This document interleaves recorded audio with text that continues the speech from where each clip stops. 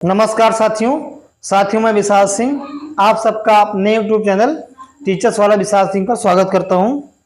साथियों आज हम सब अपने चैनल पर क्या पढ़ेंगे, वर्णमाला टॉपिक में व्यंजन। इससे पहले हमारे चैनल पर 2 वीडियो वर्णमाला टॉपिक से पढ़ चुका है, जिसमें हमने स्वर की विस्तृत व्याख्या की है।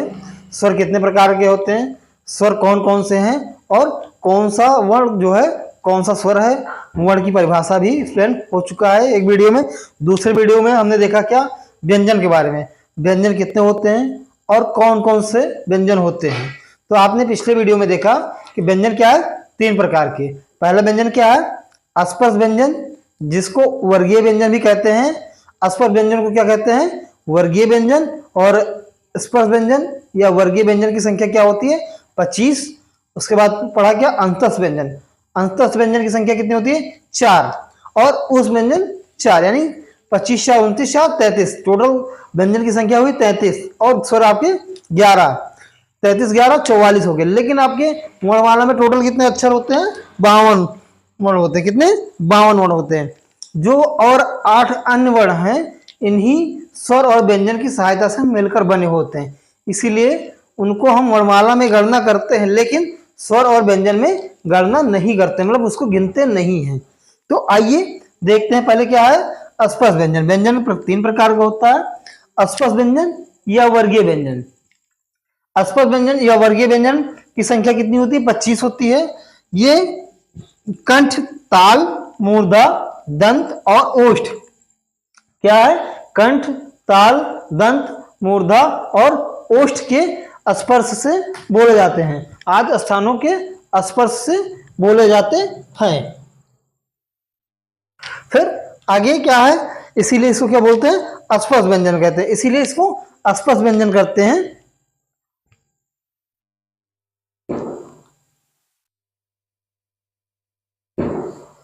इसीलिए क्या बोलते हैं, इसको अस्पर्श व्यंजन कहते हैं। और इन्हें वर्गीय व्यंजन भी कहते हैं, क्योंकि ये वर्ग में पाए जाते हैं। इन्हें वर्गीय व्यंजन भी कहते हैं, क्योंकि ये वर्ग में पाए जाते हैं। आगे क्या होगा, स्पर्श व्यंजन या वर्गीय व्यंजन की संख्या कितनी होती है, 25 होती है। स्पर्श व्यंजन या वर्गीय व्यंजन को 5 वर्गों में बांटा गया। किसमें, 5 वर्गों में बांटा गया। तो पहला आपका क्या हो जाएगा, का वर्ग। का क्या हुआ, का वर्ग। ठीक, का वर्ग में क्या क्या आ जाएगा आपका, 5 वर्ण आ जाएंगे। कितने वर्ण, 5 वर्ण। का हो जाएगा, खा हो जाएगा, फिर गा, फिर घा, अंगा। अगर आप ये का वर्ग का उच्चारण करते हैं तो का, खा, गा, घा, अंगा, तो इनका उच्चारण स्थान क्या है, कंठ। आप अपने कंठ यानी गले पे हाथ रखिए और इसका उच्चारण कीजिए, तो वाइब्रेट क्या कर रहा है, कंठ ही हमारा चल रहा है। तो इनका उच्चारण का स्थान क्या हो जाएगा, कंठ। का, खा, गा, घा, अंगा, इनका उच्चारण स्थान क्या हुआ, कंठ हो गया। ठीक, जो का वर्ण के सभी वर्ण हैं, का वर्ग के सभी वर्ण का उच्चारण स्थान क्या होगा, कंठ होगा। यानी जो का वर्ग का सभी व्यंजन है, इसका उच्चारण स्थान क्या हुआ, कंठ हो गया। आगे क्या देखते हैं, खा। खा वर्ग में क्या आ जाएगा आपका, खा वर्ग। खा वर्ग में क्या हो गया, खा, सॉरी, चा वर्ग, माफ कीजिएगा, चा वर्ग हो जाएगा। चा वर्ग हो जाएगा यहाँ पे, चा वर्ग। चा वर्ग का उच्चारण स्थान क्या हो जाएगा, कौन से वर्ण है, चा हो गया, छा हो जाएगा, चा, छा, जा, झा और इया। क्या हुआ, चा, छा, जा, इया। इसका उच्चारण स्थान क्या हो जाएगा, इनका उच्चारण स्थान क्या हो जाएगा साथियों, इनका उच्चारण स्थान ताल हो जाएगा। क्या, तालु। तो इनका उच्चारण स्थान क्या हुआ, चा वर्ग का उच्चारण स्थान तालु या तालव्य क्या कहते हैं, क्या, तालु या तालव्य कहते हैं। यानी जो चा वर्ग है, इनके उच्चारण स्थान में हमारी जीवा क्या, किसको स्पर्श करती है, तालु यानी तालव्य को स्पर्श करती है। और का के उच्चारण स्थान में हमारी जीवा कंठ को स्पर्श करती है। ठीक है, आगे चलते हैं। इसको नीचे आपको दिख नहीं होगा, इस ऊपर का रफ कर देते हैं। तब तक आप नोट करना चाहे तो नोट कर लीजिए, स्क्रीनशॉट लेना चाहे तो स्क्रीनशॉट ले सकते हैं। आगे देखते हैं, का वर्ग हो गया और चा वर्ग। इसके बाद में कौन सा बचा, टा, ता और पा।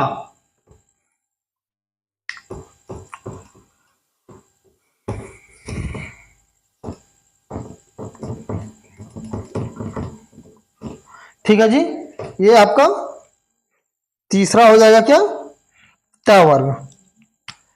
टा वर्ग में क्या हो गया आपका, टा वर्ग। टा वर्ग में कितने मानते हैं, वर्ग 5 वर्ड इसमें भी हो गए आपके। क्या हो जाएगा, टाठा डाढ़ा आड़ा, टाठा डाढ़ा आड़ा। टा हो गया, ठा, डा, ढा, आड़ा।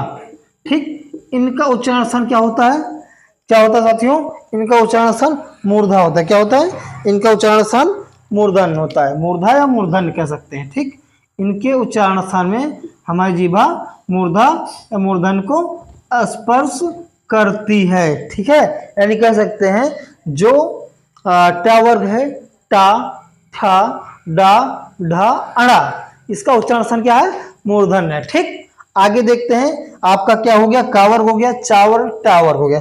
इसके बाद आता तावर। क्या, तावर। ता बोलेंगे तो आपकी जीभा किसको स्पर्श कर रही है, ता बोलिए तो आप खुद देख रहे होंगे, ता बोलने में आपकी जीभा किसको स्पर्श करती है, दंत को, दांत को टच करती है। ठीक, तो इसका क्या हुआ, ता हो जाएगा। था भी बोलेंगे तब भी दांत को स्पर्श करेगी, ता था, दा भी बोलेंगे तब भी, धा बोलेंगे तब भी, और ना बोलेंगे तब भी।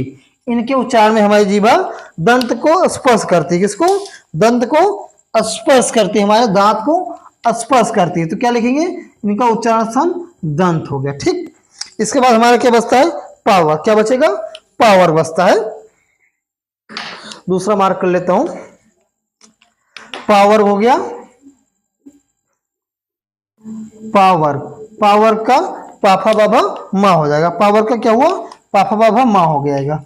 ठीक, पा, फा, बा, भा, मा, क्या है, पाफा बाबा माँ।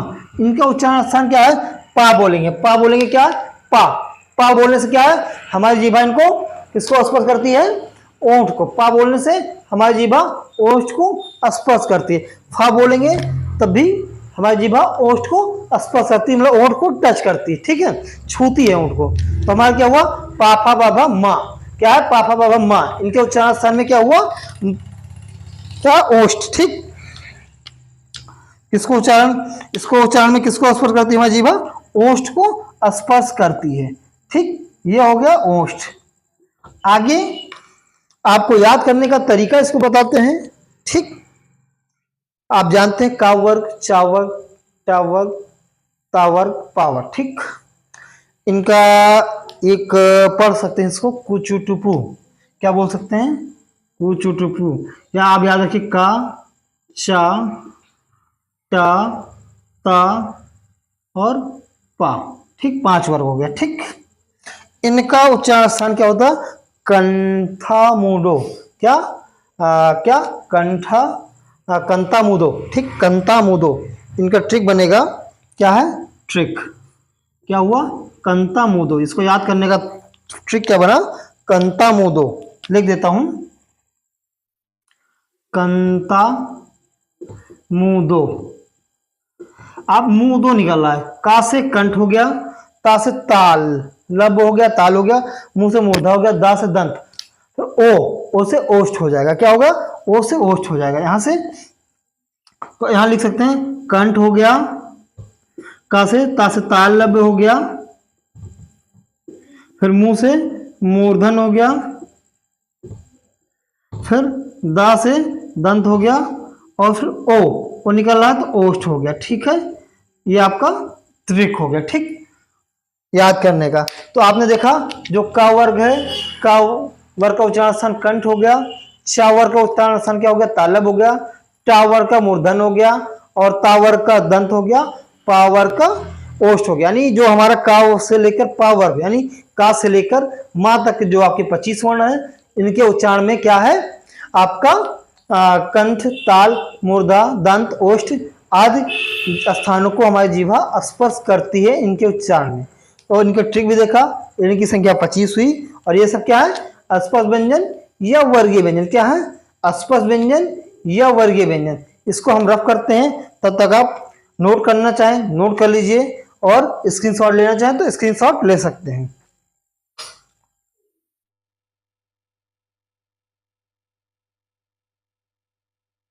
फिर आगे देखते हैं क्या है हमारा स्पर्श व्यंजन के बाद हमने क्या बताया था अंतस्थ व्यंजन। क्या है अंतस्थ व्यंजन, क्या है इनके उच्चारण स्थान क्या है और इसके बारे में डिटेल से देखते हैं। ठीक, आपका एक व्यंजन खत्म हुआ जिसको स्पर्श व्यंजन या वर्गीय व्यंजन कहते हैं।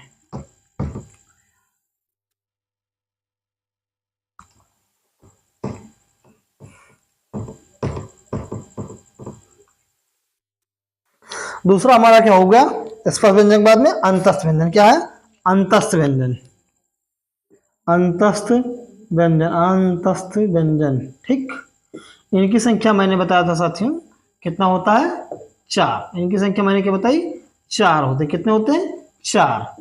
क्या क्या है या रा ला वा। क्या है या रा ला वा। तो हमने क्या लिखा पहले या, फिर रा, फिर ला, फिर वा। क्या है या रा ला वा। ये कितने हुए आपके 4 हो गए। ठीक, या को क्या बोलते हैं रा को बोलते हैं क्या वा को क्या बोलते हैं ये देखना। ठीक, और या वा रा ला के उच्चारण में हमारी जीभ क्या है तालु दांत ओष्ठ के परस्पर सहयोग से उच्चारण होता है। यानी अंतस्थ व्यंजन क्या है हमारा जो हमारे तालु दंत ओष्ठ के उच्चारण से उच्चारित होता है, किंतु कहीं भी ये पूर्ण रूप से स्पर्श नहीं होता। क्या है ये हमारा कंठ सॉरी क्या है आपका हमारा यहाँ पे इसके उच्चारण में क्या हो जाएगा जीभ जो हमारी तालु दांत ओष्ठ।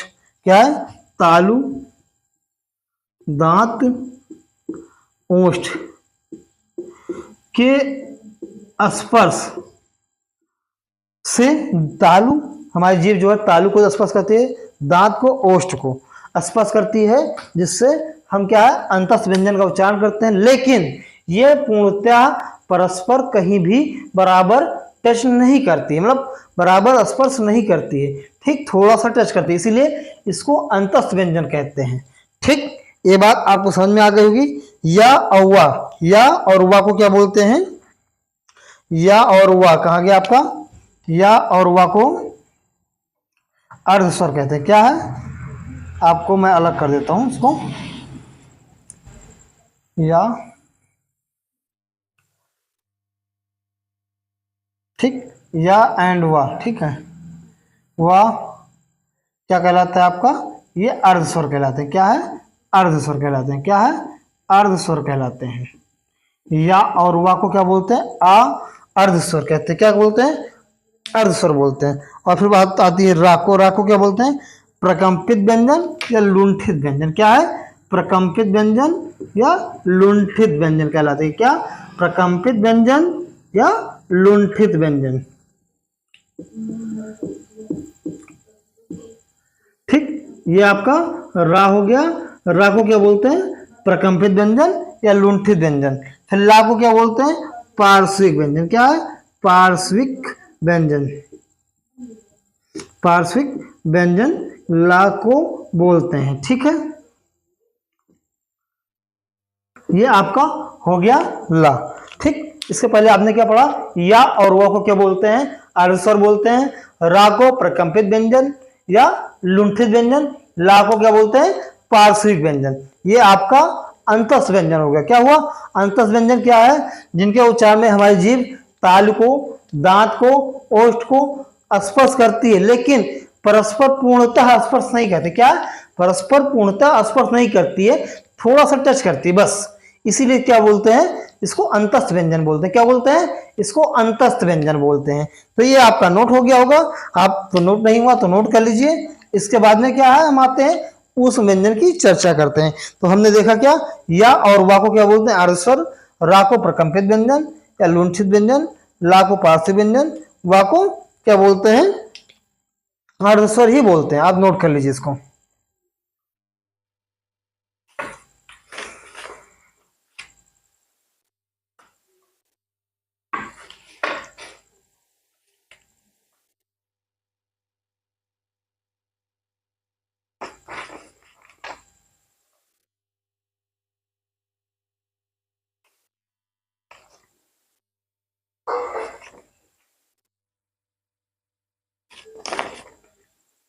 ठीक, इसके बाद आइए देखते हैं हम क्या है ऊष्म व्यंजन को देखते हैं। ऊष्म व्यंजन क्या है, कितने प्रकार के हैं, कौन कौन से हैं।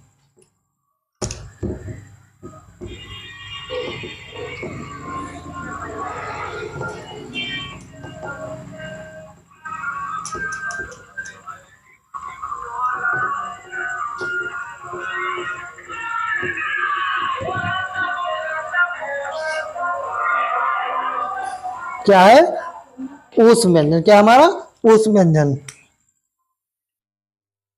हमारा हो गया ऊष्म व्यंजन। ऊष्म व्यंजन क्या है, ऊष्म व्यंजन किसे कहते हैं साथियों, तो ऊष्म व्यंजन का उच्चारण एक प्रकार की ही रगड़ या घर्षण से होता है। ऊष्म व्यंजन का उच्चारण जो है एक प्रकार की रगड़ या घर्षण से उत्पन्न होता है। जैसे आप बोलते हैं क्या है सा शा हा, जो इसके चार वर्ण हैं, ऊष्म व्यंजन कौन कौन से हैं, चार, कितने हैं, सा शा सा हा, ये हमने लिख दिया। ठीक, आप इनका उच्चारण करते हैं तो हमारी जीवा क्या है रगड़ खाती है, क्या, शा शा शा हा, तो क्या है आपस में जीवा हमारे कंठ उसको ताल को रगड़ती है, यानी उष्मा उत्पन्न करती है। क्या है, रगड़ेगी तो उष्मा उत्पन्न होगी, रगड़ेगी तो उष्मा उत्पन्न होगी। ठीक, रगड़ना मतलब घर्षण करना। ठीक, जिससे क्या उष्मा उत्पन्न होती है, एक गर्म वायु निकलती है। जैसे आप बोलेंगे शा तो एक गर्म हवा निकलती है। ठीक है, इसी के कारण इसको क्या बोलते हैं ऊष्म व्यंजन, क्या बोलते हैं ऊष्म व्यंजन। और इनकी संख्या कितनी होती है, चार, इनकी संख्या क्या चार होती है। ठीक, फिर आइए देखते हैं हा को क्या बोलते हैं, काकर्ण वर्ण, क्या बोलते हैं हा को काकर्ण वर्ण बोलते हैं। और स्वर यंत्रमुखी व्यंजन, काकर्ण वर्ण, क्या, काकर्ण वर्ण और स्वर यंत्रमुखी व्यंजन, स्वर यंत्रमुखी व्यंजन बोलते हैं हा। ठीक, ये आपका हा हो गया। उसके बाद जो है शा शा शा, तीनों से सा है, इसको क्या बोलते हैं संघर्षी व्यंजन, क्या बोलते हैं इसको संघर्षी व्यंजन, क्या बोलेंगे इसको संघर्षी। ठीक, संघर्षी या संघर्षीय व्यंजन लिख लीजिए। ठीक, संघर्षीय व्यंजन बोलते हैं। ठीक, ये आपका हो गया ऊष्म व्यंजन।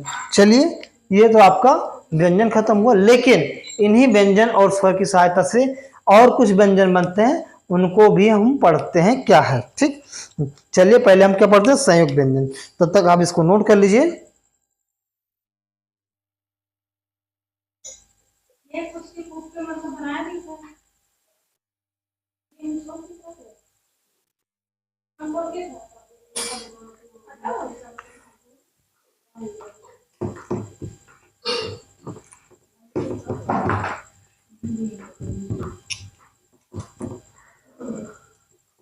तो हमारा अगला क्या बनता है संयुक्त व्यंजन, क्या है संयुक्त व्यंजन। इनकी जो है गणना हम हिंदी वर्णमाला के 52 वर्ण में करते हैं, लेकिन क्या है व्यंजन में नहीं करते हैं। क्या है व्यंजन में नहीं करते, क्यों नहीं करते हैं, क्योंकि ये जो व्यंजन आपने ऊपर पढ़े हैं 33 होते हैं, इन्हीं के परस्पर संयोग से मिलता है। ठीक है, इन्हीं के परस्पर सहयोग से बनता है। ठीक, इनको मिला के बनता है, यानी ये दो व्यंजन मिलाकर बनते हैं। क्या है संयुक्त व्यंजन, दो व्यंजन मिलाकर बनते हैं, इसलिए इसको संयुक्त व्यंजन कहते हैं। और इनकी संख्या क्या होती है चार, इनकी संख्या कितनी होती है चार। चार कौन कौन से हैं ये हम देखते हैं। क्या है छ त्र ज्ञ और क्या हो जाएगा स्रा, क्या है स्रा हो गया, छत्र ज्ञ स्रा हो गया। ये सब क्या है आपके संयुक्त व्यंजन। जो छ है किससे बनकर मिला है, मिलकर बना है का हलंत, यानी का आधा है या स्वर रहित है। ठीक, और ये इस सा से मिलकर बना है। त्रा, त्रा में क्या हो जाएगा आपका ता और रा, क्या है ता भी स्वर रहित व्यंजन है और रा पूरा हो गया। ठीक, ज्ञा, ज्ञा में क्या हो जाएगा जा, जा जा हो जाएगा और जा क्या है आधा हो जाएगा, यहाँ हो गया। ठीक, ये ज्ञानी हो गया। ठीक है, यहाँ हो गया, सॉरी ज्ञा हो गया। उसके बाद में स्र, सा और धन रा, सा क्या है रा हो गया। तो इधर वाला जो पार्ट हम देख रहे हैं क्या है, यह सब स्वर रहित है। क्या है, स्वर रहित, मतलब इसमें स्वर नहीं है। मैंने क्या पढ़ा स्वर में, जिसके नीचे हलंत लगा दें उसमें स्वर नहीं होता है। जो स्वर का उच्चारण क्या है, स्वर के उच्चारण हम बिना स्वर व्यंजन का उच्चारण जो है बिना स्वर के सहायता से नहीं कर सकते। क्या है, व्यंजन का उच्चारण बिना स्वर के सहायता से नहीं कर सकते, लेकिन व्यंजन को हम बिना स्वर के लिख सकते हैं। उसमें कंडीशन क्या होगी, नीचे हलन लगाना पड़ेगा, जैसे यहाँ पे हलन लगा हुआ है। ठीक है, ये आपका क्या हो गया, संयुक्त व्यंजन। उसके बाद में इसमें लिखना चाहें तो आप लिख सकते हैं ये दो व्यंजन मिलकर बने होते हैं। क्या है, ये दो व्यंजन मिलकर बने होते हैं। क्या है, ये दो व्यंजन मिलकर बने होते हैं, मिलकर बने होते हैं। ठीक, इसीलिए इसको क्या बोलते हैं, संयुक्त व्यंजन। इसके बाद आते हैं आपका क्या बनता है, द्विगुण व्यंजन। क्या है, द्विगुण व्यंजन। द्विगुण व्यंजन को क्या और बोलते हैं, उच्छित व्यंजन या द्विगुण व्यंजन। क्या है, उच्छित व्यंजन या द्विगुण व्यंजन। उच्छित व्यंजन और द्विगुण व्यंजन इसको क्यों बोलते हैं कि इनकी संख्या क्या है, दो होती है, डा ढा लिख देते हैं उच्छित व्यंजन। उच्छित व्यंजन या द्विगुण व्यंजन, द्विगुण व्यंजन, इनकी संख्या कितनी होती है, दो। कितनी होती है, दो होती है। ठीक है, ये कौन कौन से होते हैं, उच्छित व्यंजन और द्विगुण व्यंजन कौन कौन से होते हैं, डा और ढा। क्या है, डा और ढा। ठीक, ये आपके उच्छित व्यंजन और द्विगुण व्यंजन हो गए। इसके बाद में आपका आता है क्या, अयोगवाह। क्या आएगा, अयोगवाह। इनकी संख्या क्या होती है, अयोगवाह का मतलब क्या होता है, अयोगवाह ऐसा वर्ड है, चलिए अयोगवाह देखते हैं। अयोगवाह का अर्थ क्या होता है, अयोगवाह का अर्थ होता है जिसका योग ना हो लेकिन साथ रहे। अयोगवाह क्या है, जिसका योग ना हो लेकिन साथ रहे। तो हम लिखते हैं हमारा अयोगवाह हो गया, अयोगवाह हो गया। ठीक, अयोगवाह क्या है, साथ रहे और उसको काउंट ना किया जाए, योग ना हो, जिसका योग ना हो और वह साथ रहे, जिसका योग ना हो और वह साथ रहे, योग ना हो और वह साथ रहे, और वह साथ रहे। ठीक, ये आपका अयोगवाह हो गया। इसकी शॉर्ट परिभाषा होगी। ये कौन कौन से हैं, दो होते हैं। क्या, अनुस्वार और विसर्ग। क्या है, अनुस्वार और विसर्ग। तो अनुस्वार पहला हो गया आपका, दूसरा विसर्ग। तो अनुस्वार मैंने लिखा और दूसरा क्या है, विसर्ग। ये आपके क्या है, दो अयोगवाह हो गए। अनुस्वार कैसे लिखा जाता है, किसी ऐसे लगा देते हैं। ठीक है, अंकी बिंदी, ये क्या होगा, और विसर्ग क्या हुआ, ऐसे। यानी इसका इसलिए क्या रहता है, कभी कभी इसका हम स्वर में प्रयोग करते हैं और कभी व्यंजन में। अयोगवाह का अर्थ क्या होता है, साथ रहे और गणना न की जाए। ठीक है, साथ रहे और योग ना हो, ठीक, काउंट न किया जाए, तो इसे क्या कहते हैं, अयोगवाह। जैसे इसको कभी कभी हम अनुस्वार का ही प्रयोग दिखाते हैं। रंग लिखेंगे, क्या लिखेंगे, रंग। रंग के ऊपर हमने अंक लगाया, अंकी बिंदी। क्या है, ये हमारा अनुस्वार है। क्या है, हमारा ये अनुस्वार है। तो क्या हुआ, अनुस्वार, क्योंकि ये हमारा क्या है, व्यंजन। ठीक, और कभी हमने यहीं पे अंग लिखा, अंग क्या है, अंक की बिंदी यहाँ पे भी लगाया, ये क्या है, हमारा स्वर। यानी इसका प्रयोग हम कभी स्वर में करते हैं और कभी व्यंजन में। तो इसका कोई फिक्स नहीं है कि हम प्रयोग कहाँ किए जाएंगे। ठीक है, तो इसका इसीलिए इसको क्या बोलते हैं, अयोगवाह। योग ना हो और साथ भी रहे, इसीलिए इसलिए क्या, इसको क्या बोलते हैं, अयोगवाह। तो आपने ये देखा व्यंजन के बारे में कि आपके सभी व्यंजन का हो गया। ठीक, और इसको क्या बोलते हैं, ये ना स्वर होते हैं और ना व्यंजन, क्योंकि कभी कभी हम आवश्यकता अनुसार इनका स्वर में भी प्रयोग करते हैं और कभी व्यंजन में भी। जो अयोगवाह है आपके, ना स्वर है ना व्यंजन। तो आइए हम टोटल आपके 52 वर्ड काउंट कराते हैं, कौन कौन से हुए, कहाँ से हुए। तो आपने क्या पढ़ा, स्वर, कितने स्वर हैं आपके पास, 11। ठीक, व्यंजन आपने पढ़ा कितना, 33। ठीक, व्यंजन 33 हो गया, 33 11 44 हो गया। उसके बाद में क्या होगा आपका संयुक्त व्यंजन। क्या है, संयुक्त व्यंजन। संयुक्त व्यंजन कितना हुआ, 4। फिर उसके बाद में द्विगुण व्यंजन या उच्छित व्यंजन। क्या है, द्विगुण व्यंजन या उच्छित व्यंजन। क्या है, इनकी संख्या कितनी हो गई, 2। ठीक, उसके बाद में क्या है, अयोगवाह। क्या हुआ, अयोगवाह। अयोगवाह की संख्या भी हमने पढ़ा क्या, 2। अयोगवाह का मतलब क्या है, योग ना हो और साथ भी रहे, क्योंकि इसका प्रयोग कभी हम स्वर में करते हैं और कभी व्यंजन में। तो 11 33 44, 4 48, 4 52। तो आप जैसा जानते हैं हिंदी वर्णमाला में टोटल वर्ण कितने होते हैं, 52 वर्ण होते हैं। कितने वर्ण होते हैं, 52 वर्ण। तो हमने स्वर पढ़ा क्या, स्वर 3 प्रकार के हैं। कौन कौन से, हर्ष स्वर, हर्ष स्वर को एक मात्रिक स्वर भी कहते हैं, दीर्घ स्वर भी कहते हैं और प्लुत स्वर भी कहते हैं। उसके बाद में हर्ष स्वर एक मात्रिक स्वर हो गया, दूसरा स्वर क्या हुआ, दीर्घ स्वर, और तीसरा प्लुत स्वर। हर्ष स्वर को एक मात्रिक, दीर्घ स्वर को द्विमात्रिक और प्लुत स्वर को त्रिमात्रिक। और प्लुत स्वर का उच्चारण कहाँ करते हैं हम, संस्कृत में या किसी को दूर से बुलाने में। और दीर्घ स्वर का संख्या 7 होती है, ये 2 प्रकार के होते हैं। और हर्ष स्वर भी 4 होते हैं, 4 हर्ष स्वर और दीर्घ स्वर 7, तो 7 4 11 यहाँ हो गया। और भोलानाथ तिवारी के अनुसार 10 स्वर होते हैं, वो री को स्वर नहीं मानते। उसके बाद व्यंजन आइए, व्यंजन 3 प्रकार के, अस्पष्ट व्यंजन या वर्गीय व्यंजन, इनको की संख्या 25 होती है। अंतस व्यंजन की संख्या 4 और उस व्यंजन की संख्या 4, यानी ये व्यंजन में आपके 33 वर्ण हो गए। उसके बाद क्या आता है, संयुक्त व्यंजन। संयुक्त व्यंजन कितना हो, 4 हुआ। द्विगुण व्यंजन आपके 2 हो गए। ठीक, अयोगवाह भी 2। तो टोटल हम काउंट करेंगे 52 वर्ण हो गया। ये आपका संक्षेप में हो गया आपकी हिंदी वर्णमाला के बारे में। तो धन्यवाद साथियों, अगर आप हमारे चैनल पर पहली बार विजिट कर रहे हैं तो चैनल को सब्सक्राइब करना मत भूलिएगा।